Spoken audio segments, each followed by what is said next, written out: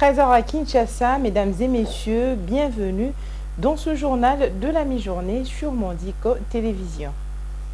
Une dizaine de personnes ont été sauvées de justesse dans la soirée du 27 octobre 2024 lors du naufrage d'une pirogue motorisée à Kassugnou dans le territoire de Kalehe au sud Kivu. La pirogue, c'est dans le cadre de concertation de la société civile de Kalehe, était chargée des marchandises et n'a pas résisté aux vagues et aux fortes pluies qui se sont abattues sur le lac Kivu. Les détails dans cet élément.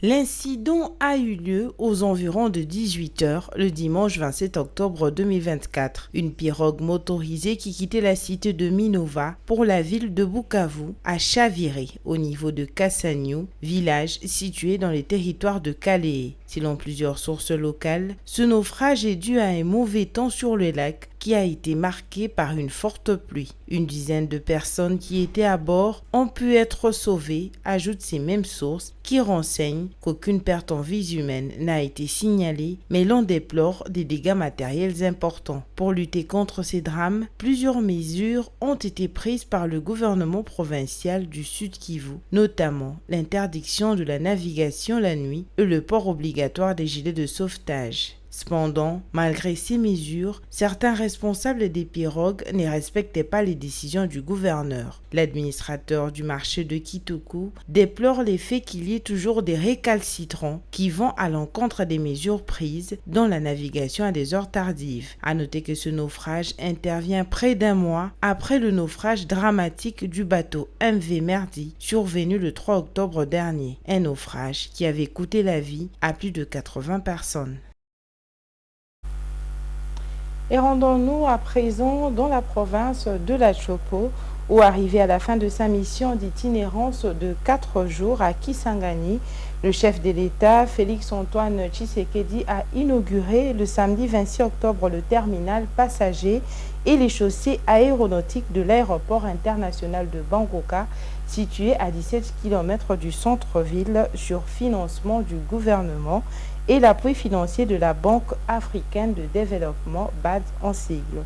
Des travaux de génie civil ont été réalisés sur la piste et le tarmac dans l'objectif d'améliorer les conditions de sécurité des opérations aériennes sur l'aéroport. Regardez.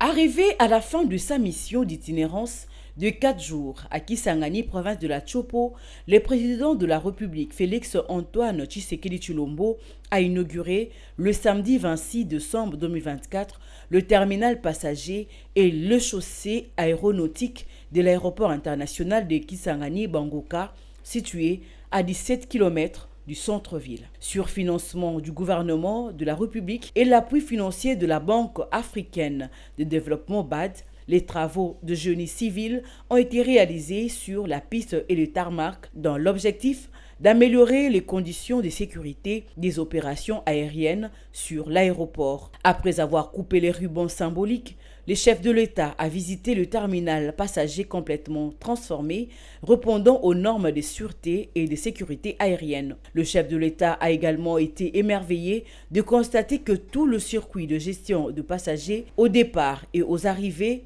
est équipé du matériel requis, notamment de portiques et des détecteurs de métaux. Avec ces nouvelles infrastructures, l'aérogare peut gérer un flux de 300 passagers. Longue de 3500 mètres, la piste de Bangoka a été décapée et revêtue d'une nouvelle couche d'asphalte. Sa largeur a été agrandie de manière à lui permettre de recevoir des avions de gros tonnage à l'instar de Boeing 767 ou l'Airbus A330. Le tarmac de l'aéroport de Bangoka a été élargi et peut accueillir simultanément 10 avions dont 6 gros porteurs et 4 petits porteurs. L'aéroport de Bangoka est équipé de tous les instruments d'aide à la navigation du système de balisage diurne et nocturne. Pour le vice-premier ministre, ministre du Transport et Voies de Communication Jean-Pierre Bemba, l'inauguration de Bangoka résulte de la seule volonté du chef de l'État de doter la RDC des infrastructures aéroportuaires répondant aux normes. C'est dans ce cadre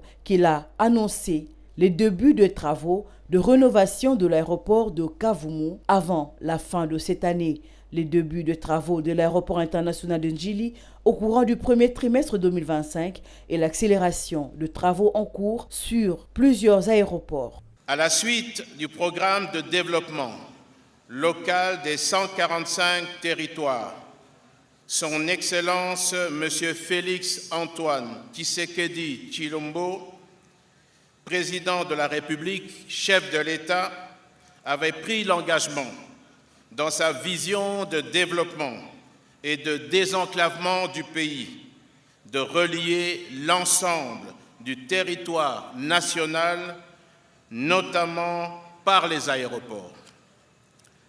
Ainsi, la réhabilitation des chaussées aéronautiques et du terminal passager de l'aéroport international de Kisangani-Bamboka résulte de la seule volonté du président de la République dans sa vision de doter notre pays des aéroports modernes et répondant aux normes de sécurité internationale en la matière.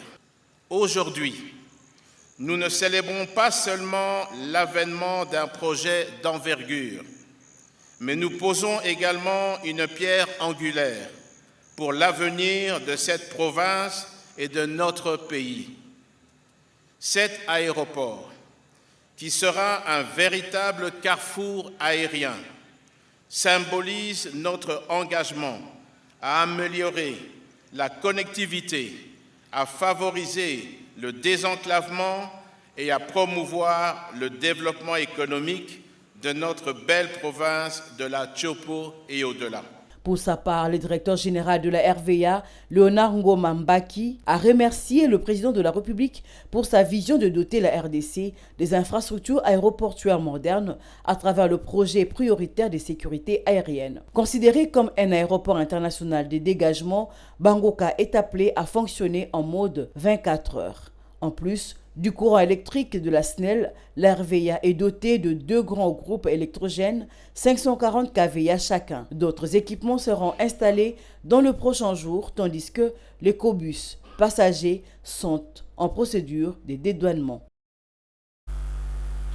Et restons toujours en la province de la Tshopo au cours d'une brève cérémonie organisée toujours le même samedi à l'aéroport de Bangoka à Kisangani. Le chef de l'État, Félix Tshisekedi, a procédé à la remise de 63 véhicules tout-terrain aux provinces de la Grande Orientale. Cela a été réceptionné par le vice-premier ministre, ministre de l'Intérieur, Jacquemain Chabani, afin que ces derniers le remettent à son tour au gouverneur de la Tshopo, du Bas-Ouélé, Ouélé et de l'Ituri. Commentaire de Rampaluyela. Au cours d'une brève cérémonie organisée samedi 26 octobre à l'aéroport de Bangoka à Kisangani, le président de la République a procédé à la remise de 63 véhicules tout-terrain aux provinces de la Grande Orientale. Ce lot a été réceptionné par le vice-premier ministre, ministre de l'Intérieur Jacquemain Chabani Louko, afin que ce dernier le remette à son tour au gouverneur de province de la Tshopo, Bas-Ouélé, du Haut-Ouélé et de l'Ituri. Ces véhicules utilitaires devraient améliorer la mobilité des escadrons de la police nationale. Ils répondent à une préoccupation maintes fois exprimée par les autorités provinciales, a affirmé le patron de la territoriale en République démocratique du Congo lors de cette remise. Et la 21e édition du championnat d'Afrique de boxe amateur à Kinshasa a revêtu une dimension historique particulière. Rumble in the Jungle avait permis à Mohamed Ali de récupérer sa couronne mondiale de poids lourd grâce à un KO dès le 8e round d'un combat de 15 rounds. Kinshasa, quant à elle, reste le lieu mythique qui a servi de décor à cette belle confrontation. Cependant, malgré cet héritage grandiose, la boxe congolaise fait encore face à des défis importants. Commentaire de Diane Bonga. Le choix de la capitale quinoise comme ville hôte du tournoi a rappelé les légendaires Rumble in the Jungle où, 30 octobre 1974, Mohamed Ali a battu Georges Foreman. Ce combat a inspiré des générations de boxeurs congolais. Grâce à cet événement, le Congo a eu à se connaître, à se faire connaître. Et déjà fêter le 50e anniversaire, pour nous c'est un honneur. Et heureusement aussi que c'est aussi lors de ce 50e anniversaire que le championnat d'Afrique, c'est pas ici chez nous. Donc c'est aussi une manière de fêter ça. Alfred Mamba se souvient du Rumble in the Jungle auquel il a assisté à seulement 15 ans, un souvenir impérissable qui a marqué sa jeunesse. Son père, Gabriel Mamba, qui était arbitre, a joué un rôle important dans l'organisation de cet événement emblématique. Quand Foreman sortait du vestiaire, il est monté sur les rings, Mohamed Ali est sorti. Quand Foreman avait enlevé son peignoir, les gens criaient. Et c'était vraiment une fête. La présence de meilleurs boxeurs amateurs africains cette année à Kinshasa rend hommage à cet héritage et témoigne de la vitalité et de la résilience de la boxe en Afrique. Avec 25 athlètes en compétition lors de ces championnats, la RDC a raflé 21 médailles, dont 9 en or, terminant à la 2e place derrière le Maroc. Le combat-là d'Ali et Foreman qui a été organisé ici en RDC, moi je pense que c'est même le soubassement, c'est même les les plantations sur lesquelles on est en train d'assister à ce talent qui sont en train d'émerger dans la boxe congolaise, c'est parti de là. Rumble in the Jungle avait permis à Mohamed Ali de récupérer sa couronne mondiale de poids lourd. Kinshasa, quant à elle, reste le lieu mythique qui a servi de décor à cette belle confrontation. Cependant, malgré cet héritage grandiose, la boxe congolaise fait encore face à d'importants défis. À présent, place à la revue de presse.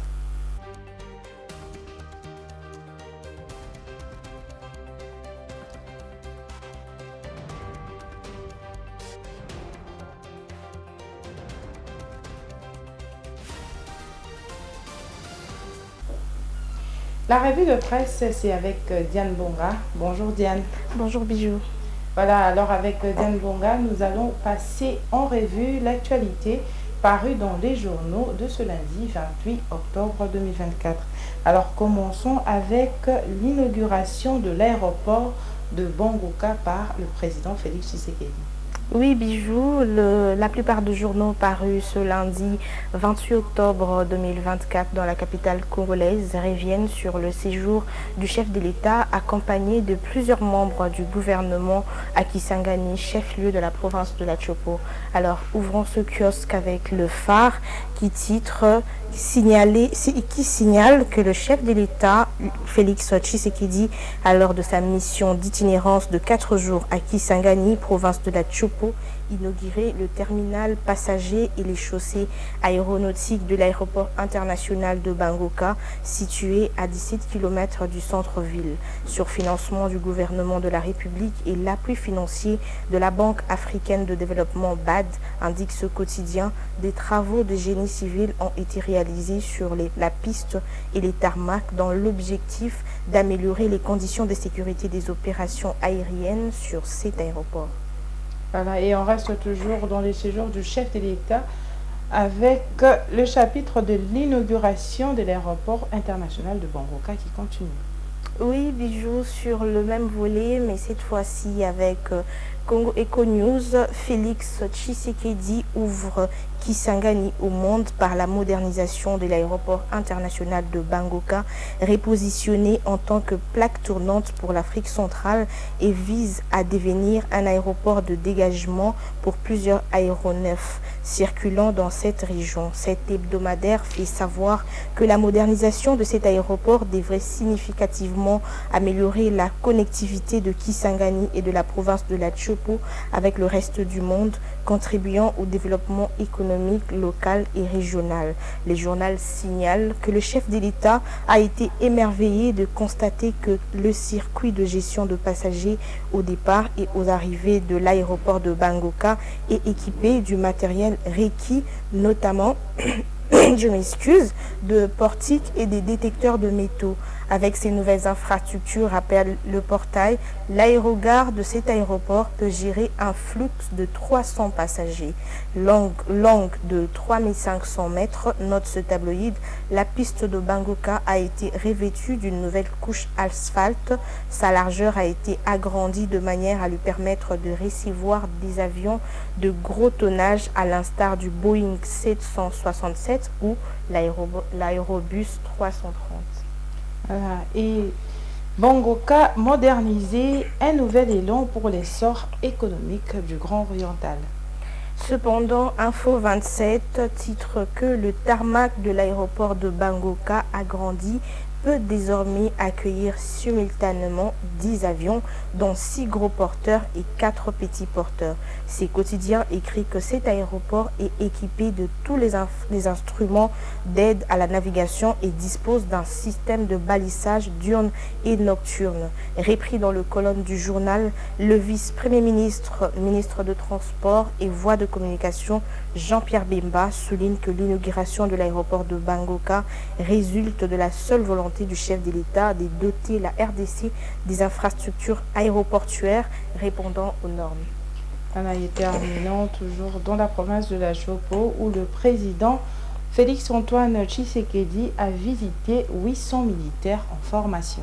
Oui, clôturant cette revue, hormis l'inauguration de cet aéroport, Actualité.cd rapporte que Félix Tshisekedi a également rendu hommage au général Baouma. Le président de la République a effectué une visite au centre d'entraînement baptisé Lieutenant Général Baouma où 800 militaires de FARDC sont en formation. Là, poursuit ce quotidien, le commandant suprême de l'armée a invité ses militaires à ne pas trahir le Congo. Et le président de la République, Félix Tshisekedi, a regagné Kinshasa dans la soirée du samedi dernier après son séjour à Kisangani. Voilà, merci beaucoup Diane pour la revue de presse. Merci Bijou. Voilà, c'est avec cette revue de presse présentée par Diane Bonga que prend fin ce journal de la mi-journée. Retrouvez la grande édition à 19h avec Viningalu Junior. D'ici là, bon tu de programme sur nos antennes.